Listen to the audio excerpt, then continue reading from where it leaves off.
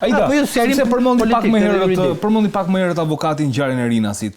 Ku e ke polici? E di që na bëjnë të dy kur parkojmë nga makinën. 20 polica dalin nga makinat me bloqe me vete. Ama se s'dalin 20 avokat, po mos. Po, e sekond. Sa?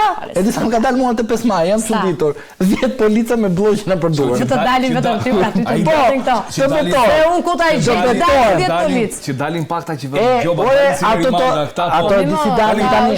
Ore nuk janë banë me të luftojnë krimin, se kur krimi është nga lart, Zotit na ndihmon. Ka diçka të re në këtë historinë e Rinasit si po ecin hetimet? Patjetër, po. Atëherë meqense përmendi edhe zhllima edhe sigurisht bëhet fjalë për një nga ngjarjet më të rënda sepse ndodhi përpara aeroportit, shumë pranë aeroportit ndërkombëtar të Rinasit, në zonë që sigurin duhet ta ketë pa diskutim shumë të lartë. Ka një gjë që unë e kam dëgjuar të diskutohet shpesh dhe duhet të tregojmë gjithë shumë realistë, sidomos ne që jemi gazetarë të policisë dhe të kronikës dhe i dim shumë mirë ose nëse nuk i dim mund të pyesim për disa procedura se si kanë vijuar dhe se si kanë ndryshuar. Kam dëgjuar që thonë pse nuk kishte atë ditë aty një patrullë të policisë. Të paktën të vendos të gjoba. Të lutem, mos më ndërpritu sepse është pak është shumë delikate si gjë dhe është shumë e rëndësishme të shpjegohet, sepse çdo institucion ka një procedurë se si funksionon dhe për më tepër në një vend ku kemi të bëjmë me publik privat. Pra aeroporti është privat, ka edhe siguri private dhe nga ana tjetër, patjetër është edhe komisariati i policisë kufitare të Rinasit që ka vetëm perimetrin e sigurisë, ka vetëm perimetrin brenda rrethimit të aeroportit dhe gjithë pjesën tjetër pastaj edhe tek rrethi ku ka ndodhur ngjarja e merr komisariati i policisë Krujës. Po. Dhe deri në vitin 2020 Anditi besoj e mban mend që gjithmonë tek rrethi rrinte një furgon i policisë. Në periudhën post-Covid e këtej është hequr furgoni i policisë sepse në mos gaboj e ka marrë security i aeroportit dhe është parë e panevojshme që të jetë një furgon policie i stacionuar aty. Edhe nëse do të kishte një furgon policie, mund mos ishte afruar për të bërë ngjarja në atë vend, por më besoj që kur krimi organizuar e ka ndarë mendjen për ta bërë, në mos e bëft përpara aeroportit, do ta bëj diku tjetër dhe nuk do të shkonte aty ku ishte patrulla e policisë. Mund të parandalonte thjesht dhe mund të ndalonte vendin ku zhvillohet ngjarja, por jo ngjarjen se bëhet fjalë për një eliminim që ka kushtuar shumë para. Sa ka kushtuar ide? Të paktën nga informacionet që un kam, bëhet fjalë për një vrasje 5 milion euro, vrasja më e kushtueshme e bërë në që është realizuar. Që është realizuar. Sepse për Vismartinin ofronin 10, por nuk realizuan kuptimin për tjetër gjë. Është vrasja më e kushtueshme e realizuar ndonjëherë në vendin tonë. Dhe bëhet fjalë për një grup shqiptar vrasësish me pagesë, të radhë nuk kemi të huaj, sepse shpesh jemi mësuar që të marrin të rekrutojnë persona të huaj për të kryer këto vrasje, por kemi të bëjmë me një grup personash të cilët grupi nuk është i atashuar pranë një grupi specifik apo veprojnë të pavarur, thjesht i rekrutojnë grupe të ndryshme. Andi që ka se ti e di mjaft mirë edhe s'po ta shpjegoj ty, po as avokatit, po e themi me qenë se ndonjëherë publiku do edhe ti dëgjojë këto gjëra. Vrasja nuk e merr përsipër vrasësi me pagesë. E merë përsipër dikush që ka besim grupi kriminal që do të kryej vrasjen me pagesë. Dhe më pas është personi ku kanë besim këta të fundit që rekruton grupe vrasësish me pagesë. Shumë rrallë shkohet drejt për drejt tek vrasja me pagesë.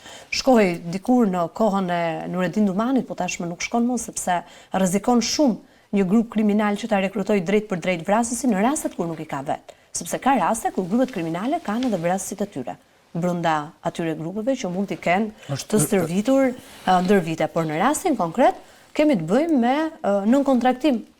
Nënkontraktim. Patjetër. Pra dhe 5 milion euro.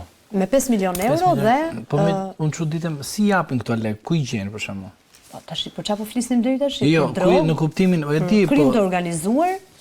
S'po hyn për korrupsion, besoj se është vrasje. S'ka lidhje me vrasjen politike. Dhe sa i takon hetimeve, Patjetër që të gjitha këto regjistrohen në të dhënat operative që policia dhe grupi hetimor apo dhe prokuroria ka, por se sa do të jetë e lehtë për t'u faktuar, kjo mbetet për t'u parë. Shpesh kamerat e sigurisë duket sikur ndihmojnë, po thjesht ndihmojnë për momentin e atentatit, por nuk dihet, të paktën nëse deri tani ka ndonjë identikit të vrasësve me pagesë, të vrasësve, të qitësve që janë në ato video se kush mund të jenë. Në qartë, kështu që ne do duhet të presim. Ato nuk I gjen dot, po ajo që unë mendoj tani për tani është tek puna e paras. Shiko, policia ka të skeduar atëherë.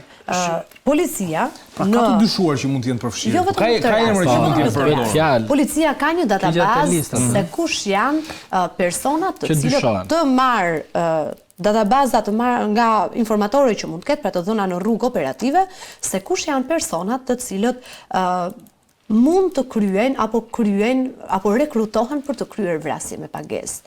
E ka një skedë. Pa I që rekruton, edhe mund të vrasja atë që ka vrarë për shembull. Hajde gje. Si e gjen pastaj?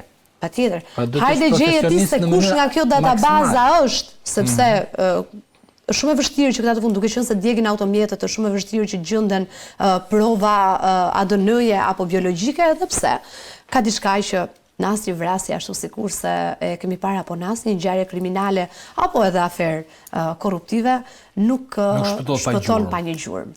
Kështu që në mos sot ashtu sikur se janë zbardhur shumë ngjarje të tjera, patjetër që do të zbardet, por koka e Gilman Dodanit kushtoi shumë. Në rast se do të kemi prishje pazari midis grupit, sigurisht në rast se do vritet dikush prej tyre për shkak të pazarit, atëherë besoj që policia mund të arrijë të gjetë autorët. Kam përshtypjen tani që kanë marrë vesh ata qitësit se janë marrë 5 milion euro dhe 4 s'dihet të kush e kanë mbajtur, po ne kanë marrë ata. Këtë nuk diu tani ka marrë spaku apo është në Tiranë akoma çështja, se kjo është e paqartë, unë s'kam informacion. Shikon tani hap tani atë që unë kam thënë vazhdimisht. Çështja momentalisht vazhdon të hetohet. Si? Për të cilë prokurori mendon ti? Duhet të kaloj në prokurorinë e posaçme, por fillimisht hetimet I bën Tirana dhe më pas ja kalon për kompetencë prokurorisë së posaçme. Bëni gati ju kallëzimin penal dhe unë them një ngjarje ndodhi në Rinas, zoti Dumani duhet të çojeni nga zyra dhe të shkoni menjëherë të kuptoni që janë 4 antar të cilët në sigurinë kombëtare shkojnë edhe bëjnë një atentat dhe ke 4, pothuajse mund të jenë më shumë, të paktën grupin kriminal e kanë formuar dhe nuk ka nevojë të jetë prokuroria e zakonshme e nderuar dhe e nderuar, duhet të jetë kush prokurori I gatshëm në SPAK dhe dalë të shkojë menjëherë dhe ta marrë thotë e marrun përsipër se e kam vetë. Pse? Vetëm mjafton sa veta janë aty që janë 4 antarë, më kupton? Pra do të thotë, dy të vrarë, edhe thot tani ai, edhe thot tani prokurori I zakonshëm. Nuk gaboj, por nga informacione që un kam nuk ka kaluar. Po nuk kalon se Dumani tha, më sidhi me shkrim, edhe imagjino ti tani duke bë kallëzim penal me shkrim, ty të ka marrë jo banda kriminale,